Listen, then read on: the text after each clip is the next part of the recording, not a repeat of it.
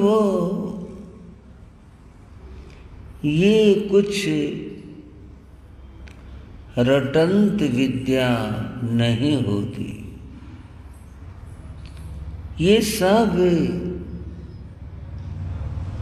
मन के भाव हैं। और ये भाव स्वाध्याय से, स्वाध्याय का मंथन करने से प्रकट होते। जैसे दही को मथन करने से नवनीत प्राप्त होता है, ऐसे ही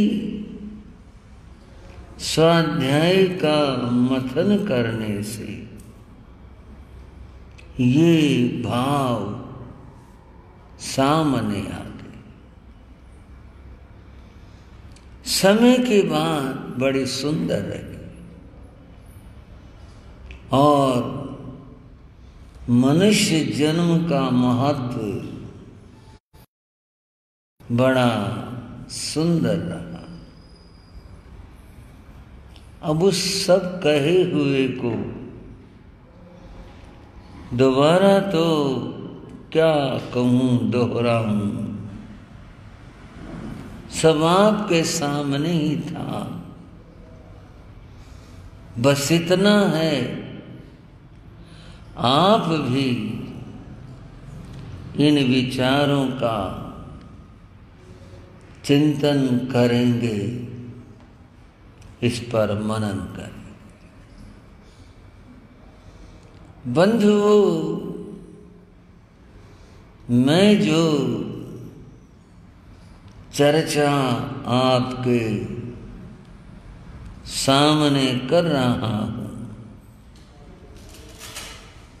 वह है श्री उत्तराध्ययन सूत्र की चर्चा। मैं अपनी ओर से कुछ नहीं कह रहा, मेरे पास शास्त्र है आपके सामने। मैं तो इसको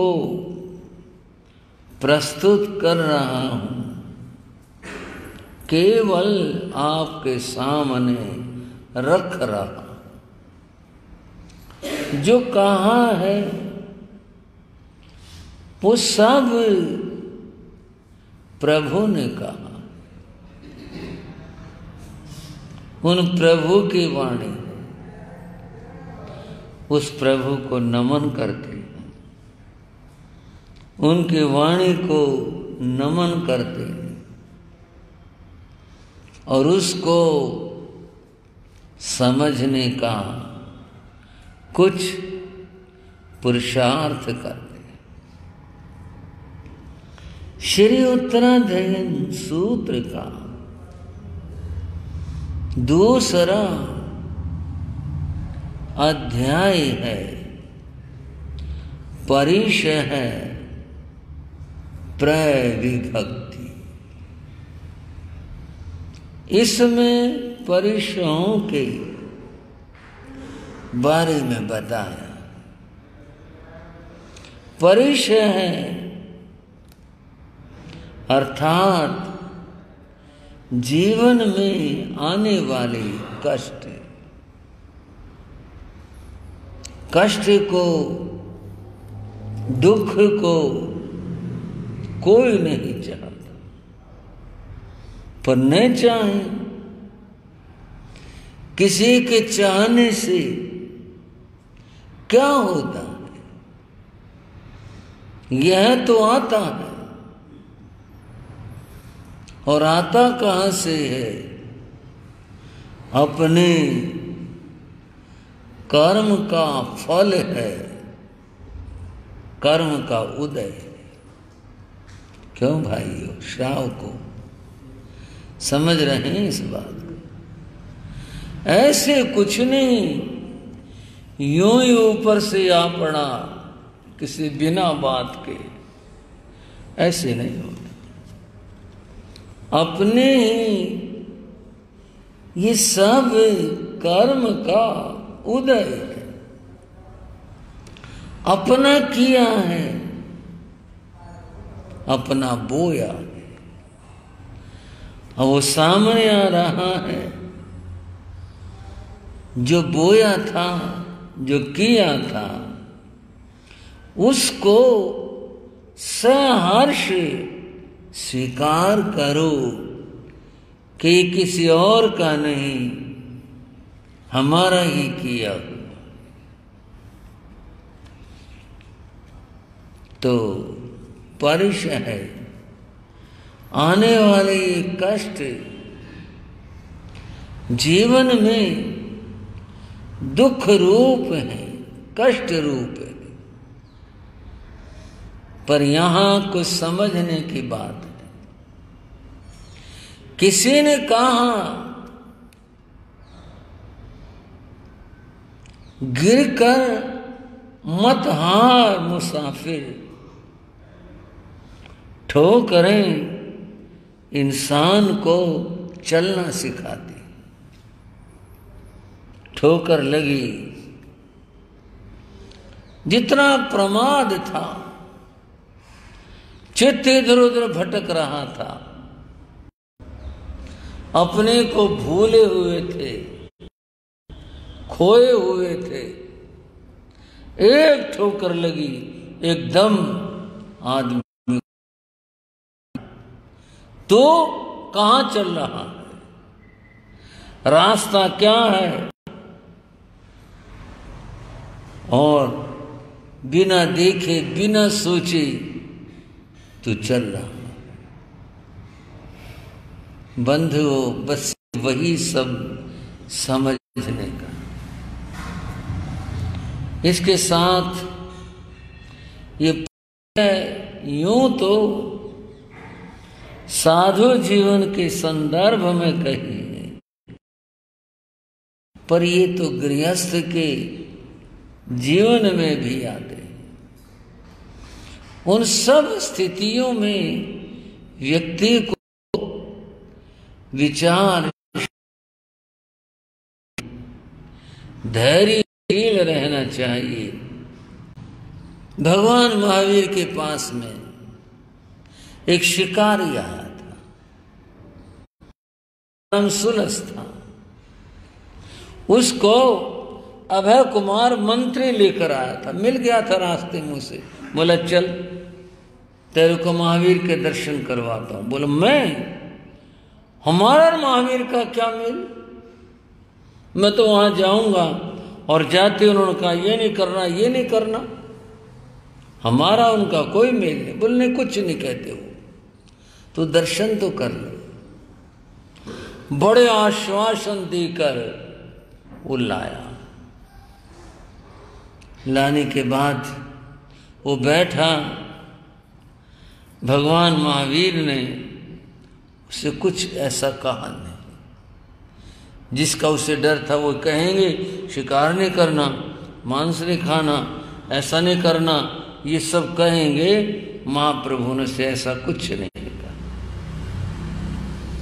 महाप्रभु ने से एक वचन कहा, और वो क्या कहा? सुलस, जब तू शिकार वन में कर रहा था, तूने एक हिरण को बाण मारा? बोले हाँ जी, बाण मारा। लगा, वो गिर पड़ा और वो तड़पा? हाँ जी। मैं तुझसे पूछता हूं, तेरा कोई शत्रु और तुझे इसी तरह से निशाना बना ले, बाण मारे, तुझे कैसा लगेगा?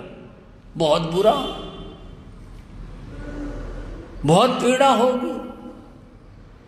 तब महाप्रभु ने कहा, जंग इच्छसी अपणत्तम, जंग चैन इच्छसी अपणत्तम।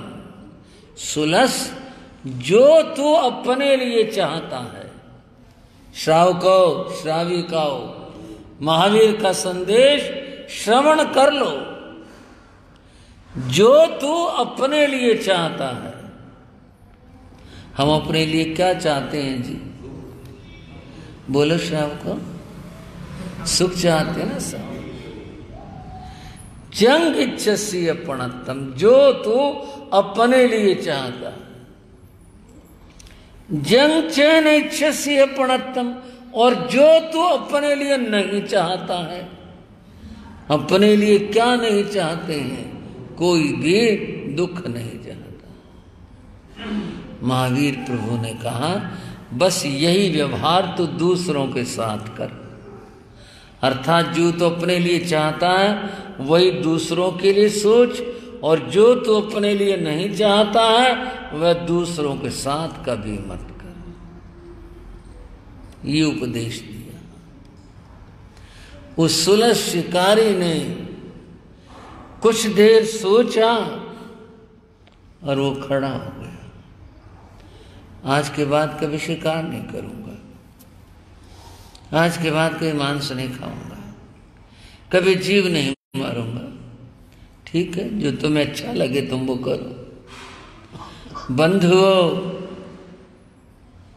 मैं पाप और पुण्य की बात कर रहा था। मैं बात बता रहा था व्यास ऋषि की, पाप और पुण्य की।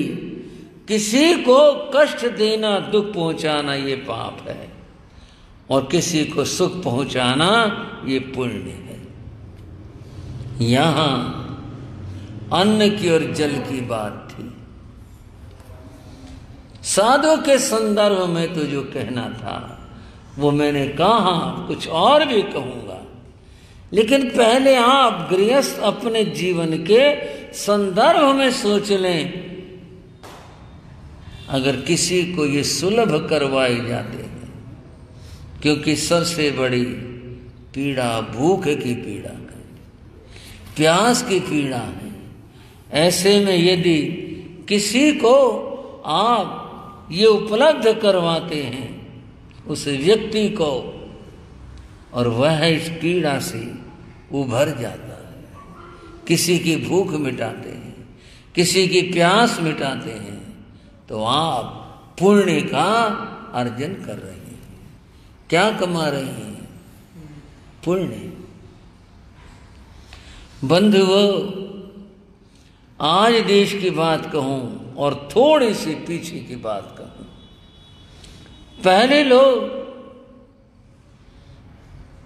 अन्न का भंडार लगाते थे, लोग आए, लोग खाना खाएं। मैं इस बात के लिए थोड़ी अपने संघ पानीपत की प्रशंसा करूंगा। कोरोना रोग से पीड़ित जब प्रजा में बड़ी व्यवस्था बन गई थी, लोग काम छोड़कर घरों को भाग रहे थे, रास्ते बहुत लंबे थे। उस समय वो भूखे थे, और उस समय में पानीपत श्री संघ ने भोजन का भंडार लगाया था, और यहाँ हजारों लोग भोजन करते थे। गुरु महाराज की कृपाओं से और भी ऐसा अन्यत्र भी होगा। पूज्य गुरुदेव के समाधि स्थल के ऊपर वहां भी ऐसा ही होगा। एक और हमारे शिष्य हैं, विनय भाई उनका नाम है। वो 5000 पैकेट हर रोज बनवा करके और वितरण करवाते थे। जैन समाज ने बहुत अच्छा काम किया, और जिसने भी किया, सवाल जैन का रहा, जैन का नहीं, जिसने भी किया वो बहुत अच्छा कार्य किया। उन्होंने पुण्य का कार्य किया, भूखों को उन्होंने भोजन दिया, बहुत श्रेष्ठ काम किया।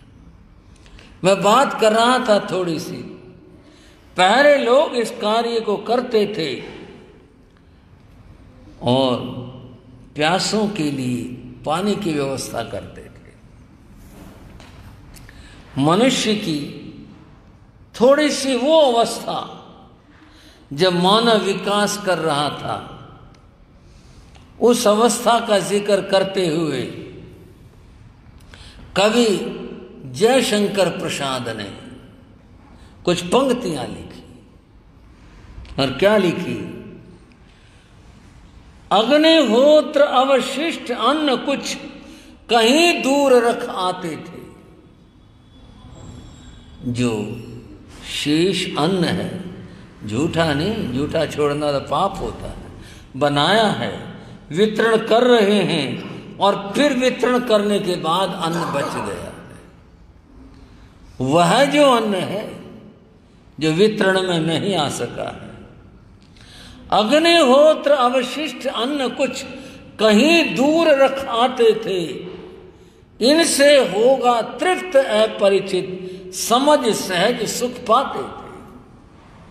प्रसाद ने कहा, लोग उस अन्न को लेकर बड़े सम्मान के साथ कहीं दूर रास्तों पर अच्छी जगह रख देते थे कि शायद कोई अगर आदमी जरूरतमंद गुजरे और उसको आवश्यकता हो तो वो इसे ग्रहण कर ले, कहीं दूर रखा दे। इनसे होगा तृप्त अपरिचित, जिसको हम जानते ही नहीं, अपरिचित है, और वो तृप्त होगा ये सोच करके समझ सहज सुख पाते थे, उन्हें सुख मिलता था। रखा है कोई राह चलता हो सकता है, उसका जरूरत और वो ग्रहण कर ले। थोड़ी और बात बता दो आपको, आज और पहले भी भारत में चौराहा पूजने का रिवाज है। हाँ भाइयों बहनों, चौराहा क्या करते हैं, चौराहा पूजते, ले जाएंगे कुछ खाने का, चौराहे के ऊपर रख करके आएंगे। अब वो जो अन्न है जो वहाँ रख करके आए, पाँव में कुचला जाता है, रगड़ा जाता है, ऐसे बर्बाद और खराब होता है। था क्या ये, चौराहा पूजने का अर्थ था अतिथियों को भोजन कराना, ये था इसका अर्थ। और कोई अतिथि नहीं मिला, वो चौराहे पर जमीन पर नहीं डालते थे, अच्छी जगह रख कर आते थे, शायद किसी के काम आ जाए। भावना थी अपरिचित के काम आ जाए, उसके लिए ये ढेर लगा देते। कोई जगह देखो कितना सारा अन्न लोग इस तरह से चौराहों के ऊपर डाल आते हैं और कहते चौराहा पूज कर आए, इससे देवी प्रसन्न होगी, इससे देवता प्रसन्न होगा, इससे ऐसा होगा, ये सोच करके तरह तरह की मान्यताएं कल्पनाएं। बंधुओं, अगर कुछ करना चाहते हो तो किसी को भोजन कराओ, इससे बड़ा चौराहा पूजन और कुछ नहीं। जहां पर लोग आते हैं जाते हैं, कोई न कोई तो वहां मिल ही जाता था चौराहे के ऊपर, इसलिए वहां पर लोग अपना भोजन लेकर जाया करते, चलो किसी को भोजन करवा दें। तो बंधुओं, किसी को भोजन करवाना, किसी के लिए जल की व्यवस्था प्रबंध करना, ये गृहस्थ धर्म है, गृहस्थों की बात है। किसी की भूख शांत करना, किसी की प्यास शांत करना। बंधुओं, हम देहरादून से और आ रहे थे सहारनपुर की ओर, लंबा रास्ता था। थोड़े अपने अपने देखने और सोचने की बात होती है। चलते तो रास्ते पर सभी हैं, पर अपनी तरह से मेरा अपना थोड़ा सा विचार, रास्ता देखते हुए चले, दाएं बाएं प्रकृति की शोभा देखते हुए चले। पर एक बात मैंने लिखी भी और छपी भी, और कभी मौका होता तो मैं कह भी देता हूँ, उससे मेरा संबंध तो नहीं है, पर मेरी अनुभूति और पीड़ा जरूर है। वो ये, हम लगभग 20-25 किलोमीटर चले, लंबा सफर था, पर कहीं भी प्याऊ नहीं दिखी। आप कहोगे महाराज आपको क्या मतलब था प्याऊ का? कुछ भी नहीं। साधु ने तो लेना नहीं प्याऊ का पानी, साधु तो अपना गोचरी से लाएगा पानी, भिक्षाचरी से लाएगा पानी। मैं ये बात बता रहा हूं, इतने लंबे रास्ते में और क्या कहूं, शराब के ठेके आज देख लो, हरियाणा में देख लो, अगर आप ये ढूंढने चलो गांव के बाहर कोई प्याऊ है कि नहीं है, आप ही देखना। और ठेके एक नहीं दो दो, शराब के ठेके, कितने गिरावट आ गई है लोगों में, समाज में, मनुष्य जाति में कितनी गिरावट आ गई। शराब हर जगह उपलब्ध है और कोई भला आदमी पानी की अगर मांग करे, पीने के लिए पूछे, खरीद के लाओ, और वो भी कहीं मिले न मिले उसकी बात अलग है। लोग चाहते क्या हैं? सुख चाहते। जैनाचार्यों ने कहा पुण्य से फलम इच्छन्ति पुण्य नेच्छन्ति मानवा। लोग पुण्य के फल की इच्छा करते हैं, पुण्य का फल सुख होता है। पुण्य से फलम इच्छन्ति पुण्य नेच्छन्ति मानवा। लोग पुण्य के फल की इच्छा करते हैं, पुण्य करना नहीं चाहते। पुण्य करने के लिए तो कुछ खर्च करना पड़ेगा, समय देना पड़ेगा, श्रम करना पड़ेगा, पैसा भी खर्च करना पड़ेगा, तभी तो पुण्य कर पाएंगे। पुण्य नेच्छन्ति मानवा, पुण्य करना नहीं चाहते। न पाप फलम इच्छन्ति, पाप का फल कोई नहीं चाहता कि पाप का फल प्राप्त हो, फल तो नहीं चाहते। पापम कुर्वन्ति यत्नतः, लेकिन पाप बड़े यत्न के साथ करते हैं। पाप करने से तो कभी चूकते ही नहीं, पाप करने में तत्पर रहते हैं। तो पूछा कि जिसका तुम फल चाहते हो, बिना बोए बिना किए फल कहाँ से प्राप्त हो? जिसका फल नहीं चाहते और उसके बीज तुम बोए जा रहे हो, वो तो उगेंगे और सामने आएंगे ही आएंगे। व्यक्ति को पुण्य के कार्य करने चाहिए, तभी तो कार्य करोगे तो कुछ फल सामने आएगा। अगर कार्य नहीं करेंगे तब कैसे फल सामने आएगा? बात सहज सी है, पर आज इस बात को कहने चला हूं और कह रहा हूं बंधुओं, रोटी दाना टोक किसे भूखे नो खिलाया तो, पानी दाना घुट किसे प्यासे नो पिलाया तो, रोटी दाना टोक किसे भूखे नो खिलाया तो, पानी दाना घुट किसे प्यासे नो पिलाया तो, होण के थो भाल दाए मक्खन ते चूरिया, कल्पदा मथेरा तावे रेंदिया अधूरिया, आशा कद बांध दिया हुंदिया न पूरिया, कल्पदा वथेरा तावे रेंदिया अधूरिया। आशा इच्छाएं तो बहुत करते हैं, ये मिल जाए ये मिल जाए, लेकिन मिल जाए कहाँ से? एक टुकड़ा किसी को खिलाया नहीं, पानी का घूंट किसी को पिलाया नहीं, और अब क्या चाहते? कितनी बड़ी बड़ी इच्छा। बात पानी की चल रही थी, कहा गया पृथिव्याम त्रीणि रत्नानि जलमन्नम सुभाषितम। इस धरती पर 3 ही रत्न हैं, उसमें पहला जल गिनाया, जल, दूसरा अन्न गिनाया, तीसरा मधुर वचन गिनाया। ये 3 ही रत्न हैं इस पृथ्वी के ऊपर। जल को क्या कहा भाइयों? बोलो जरा, रत्न का। इस रत्न की कदर है? कुछ करते हैं कुछ कदर?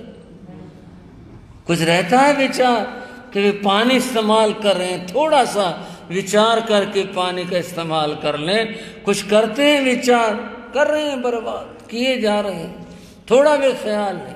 आप लोग तो श्रावक हो, बहनों आप श्राविक हो, विचार रखा करो, पानी बर्बाद नहीं करना चाहिए। और आज सरकार जो कह रही है वो सही कह रही है, जल है तो कल है। अगर पानी होगा तो कल होगा, अगर जल नहीं है तो कल की क्या उम्मीद की जाए? बस समझ लो इस बात को। और जल को रत्न कह रहे हैं, इसका तो बड़ा ख्याल रखना चाहिए। जितनी ज़रूरत हो उतना ही प्रयोग में लाया जाए, उससे अधिक एक बूंद गिराना भी गलत है, पाप है, उसको नष्ट नहीं करना चाहिए।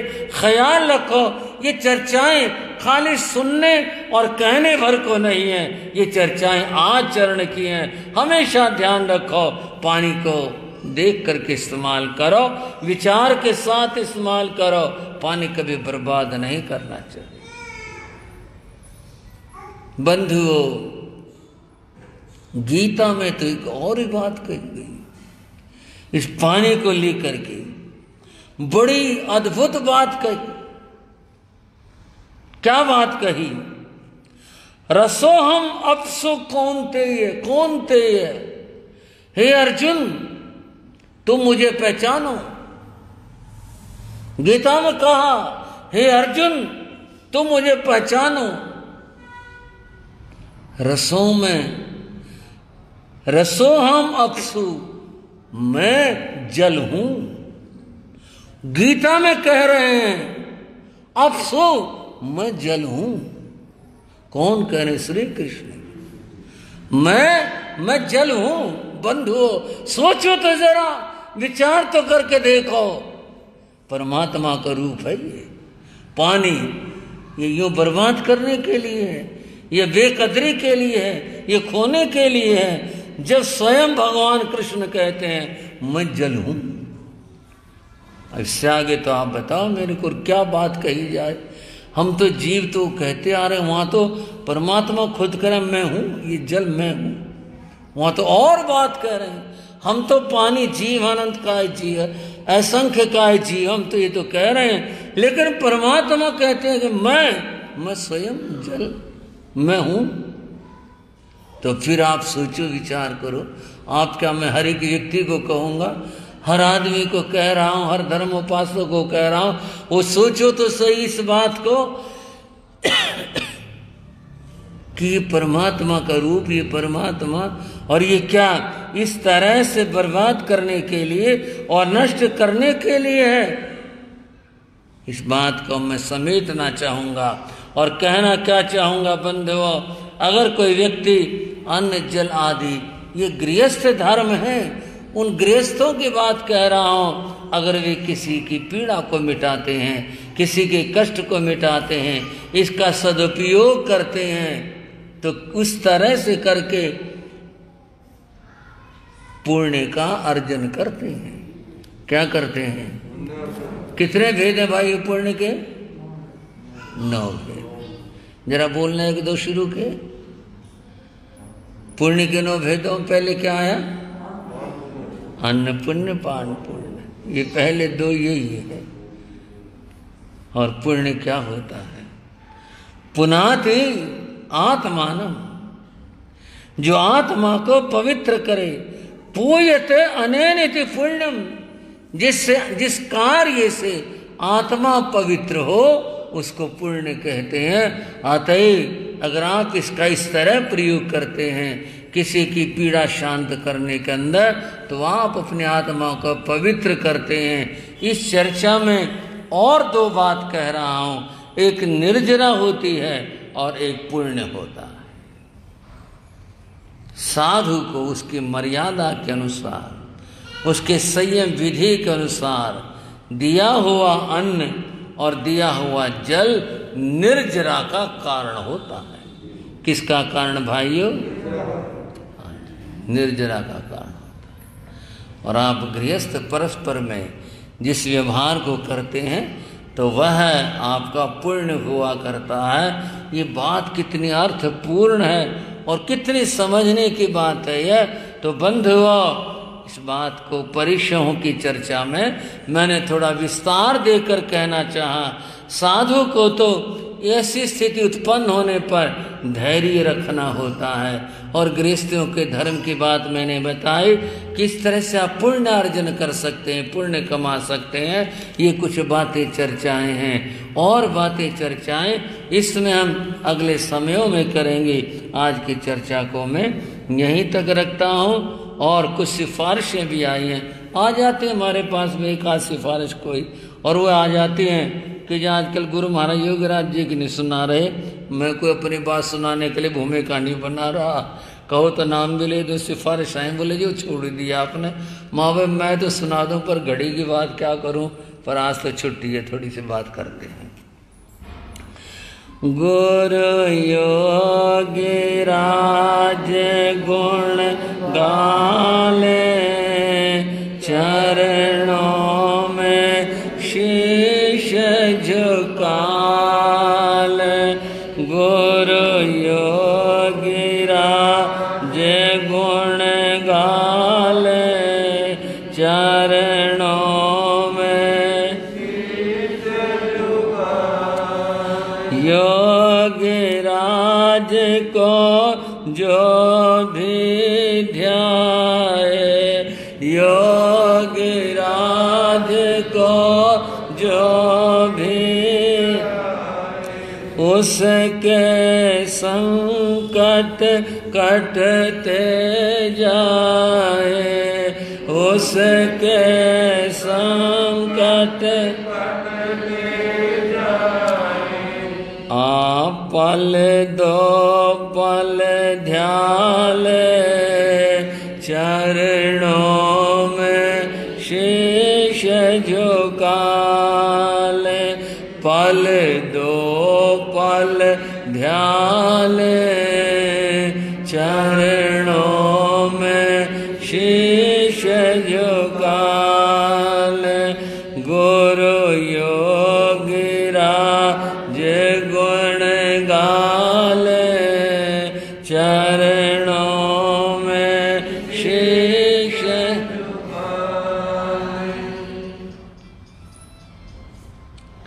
एक बार गृहस्थों के मन में, कई बार साधुओं के मन में भी रहती है, और वह है देव दर्शन।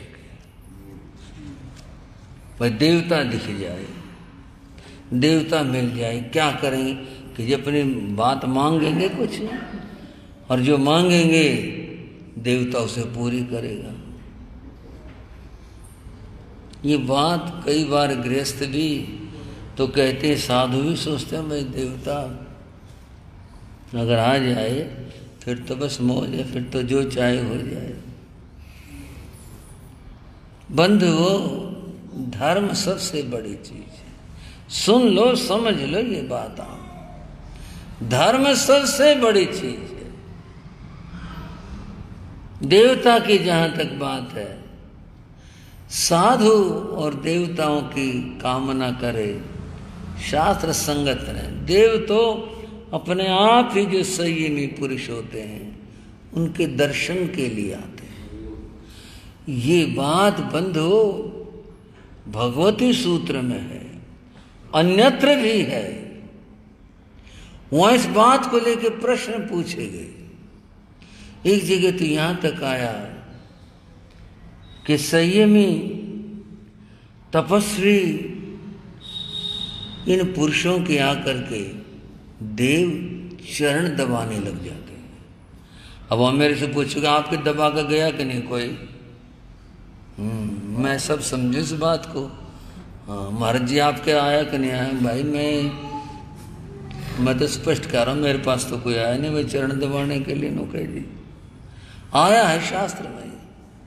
तो वहां कहा कि साधु को उसके सुखद हाथों के स्पर्श से जो उसके पांव में किसी तरह का श्रम है उसको साता पहुंचती है, तो उसने साता की कामना नहीं करा। बहुत अच्छा, बहुत बढ़िया, पैर दबाए बहना, साता की कामना नहीं करा। कुछ आया कि संत मुनि संयमी पुरुष बैठे हुए हैं, देव आए अपने राह चलता हुआ, उसको दीवार मकान कुछ नहीं कहती है। अगर किसी ने इधर से उधर जाना हो, आगे दीवार आगे, उसके लिए दीवार का कोई अर्थ नहीं है। अब आप कहो क्यों अर्थ क्यों नहीं है? मैं आपसे दूसरे बात कहता हूं। शीशे की दीवार है, खूब बड़ा शीशा लगा, मजबूत पक्का, टफंड वाला, हथौड़ा मारो तो ना टूटे। जो इतना पक्का शीशा लगा हुआ है, हाथ भी नहीं जा सकता। लेकिन प्रकाश तब पार जाएगा शीशे में से। ये क्या हुआ? अपनी प्रकृति, अपनी विशेषता है। प्रकाश को शीशा नहीं रोक सकता, आदमी नहीं जा सकता। दीवार हमें रोकेगी, उसको नहीं रोक सकती दीवार। देव को कुछ भी आ जाए सामने, उसको तो टलने की जरूरत ही नहीं। आगे दरवाजा बंद, अब इधर को खोलो, यहाँ को खुला हुआ, इस वाले में चलने, वो तो वहीं से जाएगा, अपने रास्ते से जाएगा। गौतम स्वामी ने पूछा, भगवान मुनि कोई बैठा हुआ है और देव के मार्ग में हो, तो क्या वो देवता मुनि के शरीर से, मुनि के सिर के ऊपर से इस तरह उल्लंघन करके जा सकता है? भगवान ने कहा, नोठे समठे नहीं गौतम, ऐसा कभी नहीं होता। क्यों भगवान से क्यों नठे ने, क्यों नहीं होता ऐसा? भगवान ने कहा, अगर वह सम्यक दृष्टि देव है तो वो वहां रुकता है और उस मुनि की वंदना करता है, और वंदना करके वह मार्ग को घूम करके और फिर जाएगा। वो शरीर के अंदर से या सर के ऊपर से नहीं गुजर सकता। और अगर मिथ्या दृष्टि है, उसको तब श्रद्धा नहीं है, वंदना काहे की करेगा, क्यों करेगा? मिथ्या दृष्टि। तो मुनि के तेज और संयम प्रताप से वह ऐसा करने में समर्थ नहीं है कि मैं इसके सिर के ऊपर से उतर जाऊं, तो वह टल करके जाएगा। इसलिए मैं कहता हूं, नोठे समठे ऐसा कभी नहीं हो सकता कि देवता इस तरह से मुनि का अतिक्रमण करे और उल्लंघन करे। बात पूज्य गुरुदेव योगीराज जी की थी। और बंधुओं, ये कोई कुलिया में गुड़ फोड़ना, हरियाणा की कहावत है, वो नहीं है, तथ्य है। 3 संत त्रिवेणी कहलाते थे। वाचस्पति श्री मदनलाल जी महाराज, गुरुदेव योगीराज श्री रामजी लाल जी महाराज, भंडारी श्री बलवंत राय जी महाराज। तब तक इनके आगे शिष्य वगैरह नहीं थे, ये 3 ही थे। आपने वाचस्पति जी की, योगीराज जी की मैत्री सुनी होगी। 2 हंसों की जोड़ी के नाम से उनकी मैत्री प्रसिद्ध रही। 3 संती विचरण करते थे। वाचस्पति जी महाराज का प्रवचन, योगीराज जी की साधना और भंडारी जी महाराज की सेवा त्रिवेणी थी। सर्दियों के दिन थे, जीन में तीनों मुनिराज विराजमान थे। बिहार का भाव था, तो सर्दियों में आहार करके दिन के समय 1-2 बजे से संत में चलो, ये समय अनुकूल रहता है। कह दिया था बिहार करेंगे, वो कुछ देर हो गई, हो जाती है कई बार, भाई आ गए कुछ और, बस देर लगी इसमें उसमें। जहाँ जाना था वो गांव किनाना था, किनाना गांव, वहाँ जाना था। बहुत दूर भी नहीं था, लेकिन किनारा 5-7 किलोमीटर होगा, ऐसा मेरा ख्याल है। कुछ देर सी होगी थी, लेकिन इतने को देर नहीं हुई थी। उनके लिए जवानी का उनका समय, उनके लिए क्या मायने रखते हैं ये 5-7 किलोमीटर। जीन से बिहार किया। किनाना में पहले समय से ही संत ठहरते रहे, लोग परिचित हैं। किनाना पहुंचे तो देर से बिहार किया था, दिन थोड़ा सा छोटा रह गया था, पर गांव में पहुंच गए था, दिन ठीक से था, पहुंचे। जिनके यहाँ ठहरा करते थे उनके चुबारा था, वहाँ ठहरा करते। तो जहाँ स्थान तय होता तो सीधे संत वहीं पहुंचते हैं। वहाँ उनके पहुंचे, उन्होंने वंदना करे, हाँ महाराज पधारो। बोले हाँ भी आए, महाराज क्षमा करना, बच्चे की शादी होगी, वो ऊपर वाला चुबारा तो उनके पास है, नीचे परिवार रहता है, और ठिकाना संतों का वही नपातुला था, आते जाते वहीं ठहरा करते थे। भक्ति में तो कोई कमी नहीं आई बेचारी श्रद्धा से, लेकिन अब ये तो फिर अपने परिवार की मजबूरी होती है, सभी के साथ होती है। परिवार बड़ा होता है, कुछ ऐसे में होता ही है। अच्छा, और कोई जगह देखो, वहाँ हमारा देखते हैं पास में पड़ोस में इधर उधर में भाग दौड़ कर ही पूछा। सर्दियों के दिन थे, सब लोग घर में सोए। होता ही है तो, सर्दियों में तो सारे लोग घर में सोते हैं। बात नहीं बनी, स्थान की बात बनी नहीं। संत भी इधर उधर गली में गए, भाई किसी का जगह मिल जाए। वो भी जिनके ठहरा करते उन्होंने भाग दौड़ करी, बने नहीं बात। अब दिन छिप जाएगा कुछ समय के बाद में, तो गर्मी तो है नहीं कि पेड़ के नीचे सो जाए। सर्दियों का मौसम था।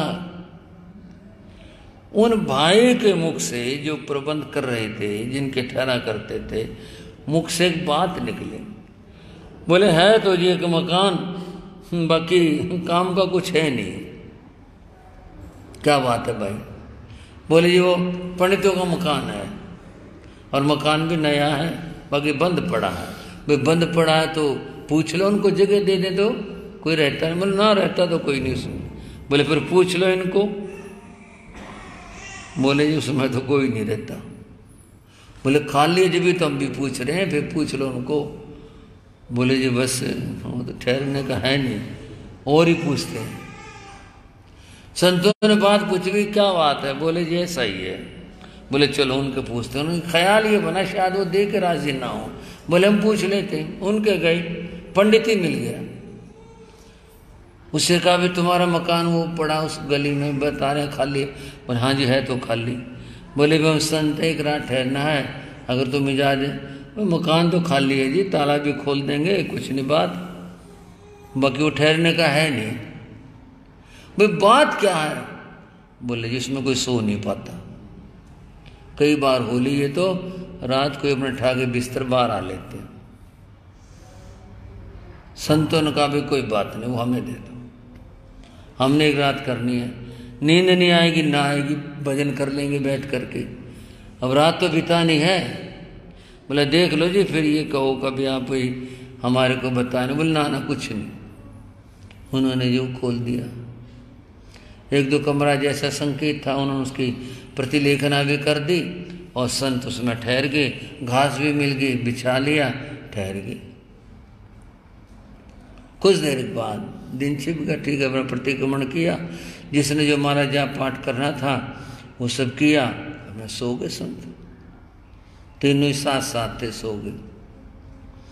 रात को गुरु महाराज योगराज जी 2 बजे उठे। वो अपने ध्यान और योग समाधि के लिए उठते थे, वो अपने उठे। उससे पहले वो बाहर गए, चौक पड़ा हुआ था, उसमें गए, दरवाजा खोला, चांदनी रात थी। तो चौक में एक युवक खड़ा हुआ दिखा। ये कहाँ से आया भाई? रात को 2 बजे होगा भाई, किसी का मकान है, घर आ गया होगा। अपन क्या मतलब है, हमारे को तो कुछ कह नहीं रहा। चलो, वो जीना था ऊपर छत पे जाने का। तो गुरु महाराज ने कहा चलो छत पे जा आता हूँ। वो जीना चढ़े, वो छत के ऊपर खड़ा पाया, आ गई। मतलब ये कहाँ से आ गए? तो वहाँ खड़ा था। उन्होंने चौक में जाके देखा, चौक में तो था नहीं, वो छत के ऊपर खड़ा था।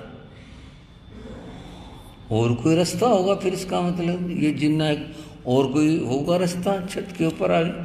क्यों आ गया ये? फिर ये भी होता है गांव में ना, कौतूहल बहुत होता है साधुओं को देखने का, आ गया होगा। तो वो थोड़ी देर देखने लगे, वो फिर दूसरी जगह दिखाई दिया। गुरु महाराज ने कहा भाई ये तो बात कुछ और लगती है। उन्होंने ध्यान किया, जो भी कुछ उस ध्यान में उन्होंने पढ़ा या किया, वो जो सामने आ गया लड़का। गुरु महाराज बोले कौन है भाई तू? बोला जी मैं यहाँ रहता हूँ। अच्छा, क्या बात है? मैं नीचे था, तू नीचे था, मैं छत के ऊपर आया, तू छत के ऊपर आ गया, क्या बात है? कुछ कहना है तेरे को? क्या बात है? बोला नहीं कहना तो कुछ नहीं। फिर क्या बात है? बोला जी ये मेरी जगह है और यहाँ मैं किसी को रहने नहीं देता। अच्छा भाई, हम तो पूछ के ठहरे हैं, हम तो ऐसे आए नहीं मकान के अंदर। बोले हाँ मेरा कुछ बस नहीं चला, और नहीं तो मैं यहाँ नहीं रहने देता किसी को। कौन है भाई? तो क्या बात है? उसने ये अपनी बात बता दी। किस तरह से क्या मामला है। वो व्यंतर देव था और उसकी उस मकान के साथ में मोह ममता जुड़ी हुई थी, वो किसी को वहाँ रहने नहीं देता था। गुरु महाराज बोले हम तो संत हैं और पूछ के आए हैं और फिर तेरे स्थान पर आए हैं तो तुझे तो सेवा करनी चाहिए साधुओं की। उनको कोई भय नहीं लगा इस बात का, तो ये सेवा करनी चाहिए। बोले हाँ बोलो क्या सेवा करनी है बताओ। उसने जी हाथ लंबा किया, पड़ोस के छत पर 4 पाई पड़े थे, उठा गए पटक्का मारी सामने, बोले बैठो इसके ऊपर। अगर आप सुन के भी दिल धड़क जाए इस मामले में और सामने इस तरह से हो जाए। गुरु महाराज बोले देखो भाई हम 4 पाई पे बैठते नहीं हैं, हम साधु तख्त पे बैठते। बोले लाओ तख्त ला देता हूँ आपके लिए। बोले रहने दे, क्यों लाए काम का किसी का। बोलो कुछ खाना है। रात को तो हम पानी भी नहीं पीते। पर एक बात बता, तू यहाँ इस मोह में बंधा हुआ है। बोले जी मेरी जगह यहाँ नहीं किसी को मैं रहने दूंगा, बाकी आप साधु हो चलो। गुरु महाराज ने मन में सोचा भाई आज ये मिला तो उनकी भाषा में भगत मिला ये, और सुबह जिक्र आएगा संतों से तो यूँ कहेंगे, यूँ ही मन का ख्याल होगा, डर लग गया होगा, यूँ आ गया सपने की बात होगी। चलो औरों से भी मिलवाते हैं। गुरु महाराज से बोले थोड़ी देर ठहर तू, मैं भी आता हूँ। बोले मैं तो यहीं पर हूँ। गुरु महाराज नीचे गए, उन्होंने वाचस्पति जी को जगाया। बोले हाँ क्या बात है। बोले एक दर्शनार्थी आओ, चलो जरा खड़े हो। दर्शनार्थी कौन आ गया। बोले मिलवाऊंगा ना दर्शनार्थी से, आप खड़े हो देर ना करो। बोलो रात को भी भाई चैन से नहीं बता, रात में कौन दर्शनार्थी आ गया। बोले आओ दर्शनार्थी से मिलवाऊँ आपको। मुझे जगा के ले गए, वो था ही नहीं वहाँ। बोले कौन दर्शनार्थी आ गया, कहाँ से आ गया। बोले रुको तो आपको मिलवाता हूँ। उन्होंने दोबारा ध्यान, बात हुई भी उससे खूब सारी। और संतों ने जो हमारे शास्त्रों में कुछ दैविक बातें आती हैं कि भी उसकी क्या क्या सामर्थ्य होती है, तो उन्होंने कहा भाई तू अपने सामर्थ्य बता और दिखा। बोले बोलो क्या सामर्थ्य दिखानी है। उठा के लाऊं कुछ, आपको कहीं जाना है वो बताओ, कोई प्रबंध करूं, बताओ क्या खाने को चाहिए। बातें हुई उससे खूब सारी। बताया हम तो संत, हमें तो ये नहीं चाहिए। आखिर बात ये हुई उससे कि तू जो है यहाँ क्यों फंसा हुआ है मोह में। बोला आप अपनी सेवा में रख लो, आपके साथ रह जाऊंगा। गुरु महाराज ने कहा तू जा तीर्थंकरों के पास में, अपनी शक्ति का प्रयोग कर। बोले वहाँ जाना तो बड़ा मुश्किल है मेरा, वहाँ जाना तो वहाँ तो जाना मेरा मुश्किल है। बोले तो भावना तो करो, अगर तू वहाँ नहीं जा सकता तो और ऐसे जंगलों में ऐसे ऋषि मुनि हैं तो उनकी सेवा कर। तो इस मकान के मुंह में फंसा हुआ है। बोले आप अपनी सेवा में रख लो। बोले हमने तो नहीं रखना। बोले आपके सारे काम कर दूंगा। बोले हमने काम करवाने नहीं। अंत ये हुआ वो सहमत हो गया, ये ठीक है मैं इस मकान को जगह को छोड़ दूंगा और जो आपने बताया है मैं ठीक है चला जाऊंगा। फिर भी कोई काम हो तो मुझे बताना। बोले भाई हमें तो काम पड़ते नहीं इस तरह के। राजी खुशी बात होकर संत नीचे आ गए, वो अपने गायब हो गया। सवेरे जी दिन निकलते घर वाले ना लिए पंडितों के, जिनका मकान था, देखने के लिए कि साधु मकान से बाहर बैठे के मकान में बैठे हैं। वो तो ये सोच के आए थे कि रात में जो यहाँ सोता सवेरे बाहर ही मिलता है, यहाँ तो होता ही नहीं, कोई भी नहीं रहता इसमें। तो संत तो बैठे थे। महाराज हाँ भाई ठीक हो जी, हाँ भाई ठीक है, तुमने तो अच्छी मुलाकात करवाई। बोले जी महाराज बस अब क्या कहें जी, आपको तो पता लग ही गया होगा जो कुछ। बोले हाँ पता भी लग लिया भाई, उसकी छोड़ो, अब कोई डर नहीं है यहाँ पर किसी। बोले ठीक हो गया। बोले हम तो चाहते ही एक बार हमारे साथ भी हो गए थे, मेरे साथ नहीं, गुरु महाराज की बात बताऊँ आपको, गुरु जी की बात। एक भाई जी विनती करके ली गई, अच्छा बड़े भगत आदमी ठीक है बड़ी अच्छी बात, चले गए। तो गर्मी का सा समय था, तो मगर भाई बाहर वाला कमरा दे ठहरे। बोले जो अंदर वाले में ठहरना है। वहाँ भी बाहर वाला साता रहेगी। बोले ना जी अंदर वाले में ठहरना है। फिर मारे बोले चलो भाई एक रात रुकने, अंदर वाले में ठहर जाना। अंदर वाले में ठहर गए, रहे रात भर। कुछ नहीं, ना उन्होंने कुछ कहा ना हम, बस सुबह कुछ ले करके हम वहाँ से बिहार कर दिया। हमारे को मिली महासाध्वी श्री सुशील कुमारी जी महाराज, जो मुनि महाराज संघ की प्रवर्तनी है, वो मिली। तो मेरे से बात हुई, बोले आप उनके ठहरे थे? मैं कहाँ ठहरे थे, नाम लिया उन्होंने, भाई के वहाँ ठहरे थे। ठीक रहा? मैं कहाँ ठीक रहा, क्या बात थी? कहाँ ठहरे? पिछले कमरे में ठहरे, कहाँ आगे ठहरे? मैं कहा बात बताओ आप अगले पिछले की समझ में। बोले वो पिछले कमरे में ठहरे थे। मैं कहाँ पिछले में ठहरे थे? बोले जी वहाँ उनकी बहू के कपड़े कट गए, उन्होंने तो कमरा बंद कर रखा था, और वो आपको लाए थे यानी गुरु महाराज को, और वहाँ ठहराया। बोले जी मैं सोच तो रही थी भाई ये वहाँ ठहराएंगे, कोई बात। मगर फिर आके बोले हमारे को मिले। मैंने पूछा, बोले उस दिन के बाद तो नहीं कटे। मगा भाई गुरु महाराज की महिमा गुरु महाराज जाने, अब हम और क्या कहें इसके बारे में। आप ना कुछ सोच लेना, काम के साधुओं के लिए प्रयोग की बात सोचो। मैं तो घटना प्रसंग बताया। बंधुओं, उस देव ने संतों के प्रति श्रद्धा प्रकट करी, लेकिन करी कब? जब बात हुई और वो संयम पुरुष थे, तभी ऐसी घटना घट पाई। अन्यथा तो आदमी वैसे भी डर जाते हैं इस तरह की स्थितियों के अंदर। पूज्य गुरु महाराज, जिनमें गुरुद्वारा योगीराज के तो सुना ही रहा हूँ, श्री वाचस्पति जी महाराज, भंडारी बलवंत राय जी महाराज, तीनों भाग्यवान मूर्तियाँ थी, भाग्यवान पुरुष थे। उन पुरुषों की तो चर्चा और बात ही मंगलकारी होती है। चर्चाओं को विराम। दत्तारी मंगलम, हरिहंता मंगलम, सिद्धा मंगलम, साहू मंगलम, केवली प्रणतो धम्मो मंगलम, चत्तारी रोगोत्तमा, अरिहंता रोगोत्तमा, सिद्धा रोगोत्तमा, साहू रोगोत्तमा, केवली प्रणतो धम्मो रोगोत्तमो, चत्तारी शरणं प्रविज्जामि, अरिहन्ते शरणं प्रविज्जामि, सिद्धे शरणं प्रविज्जामि, साहू शरणं प्रविज्जामि, केवली प्रणतं धम्मं शरणं प्रविज्जामि।